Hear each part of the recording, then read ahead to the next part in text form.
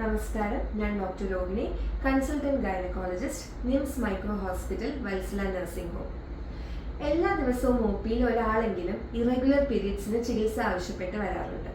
എന്നാൽ നിങ്ങൾ irregular periods എന്ന് പറയുമ്പോൾ ആദ്യം റെഗുലർ പീരീഡ്സ് എന്താണെന്ന് മനസ്സിലാക്കണം.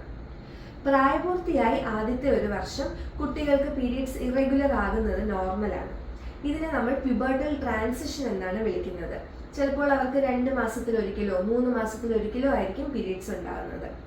എന്നാൽ പ്രായപൂർത്തിയായി ഒരു വർഷത്തിന് ശേഷം 3 വർഷം വരെ എവറി 21 to 45 ഡേയ്സ്, അതായത് 21 മുതൽ 45 ദിവസത്തിനുള്ളിൽ നമുക്കൊരു തവണ പീരീഡ്സ് ആകണം. എന്നാൽ പ്രായപൂർത്തിയായി 3 വർഷത്തിന് ശേഷം അപ് ടു പെരിമെനോപോസ്, അതായത് നമ്മുടെ പീരീഡ്സ് തീരാറാകുന്ന ഒരു സമയം, ഒരു 40-45 വയസ്സ് വരെ എവറി 21 to 35 ഡേയ്സ്, 21 മുതൽ 35 ദിവസത്തിനുള്ളിൽ ഒരിക്കൽ നമുക്ക് പീരീഡ്സ് ഉണ്ടായാൽ മതി. അല്ലെങ്കിൽ ഒരു വർഷത്തിൽ 8 തവണയെങ്കിലും പീരീഡ്സ് ആകണം.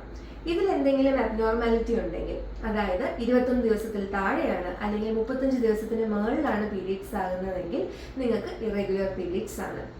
ഇത് കേട്ടിട്ട് നിങ്ങൾക്ക് ഇറഗുലർ പീരീഡ്സ് ഉണ്ടെന്ന് തോന്നുവാണെങ്കിൽ ആദ്യം ചെയ്യേണ്ടത് എന്തുകൊണ്ടാണ് ഇറഗുലർ പീരീഡ്സ് ഉണ്ടാകേണ്ടതെന്ന് മനസ്സിലാക്കണം.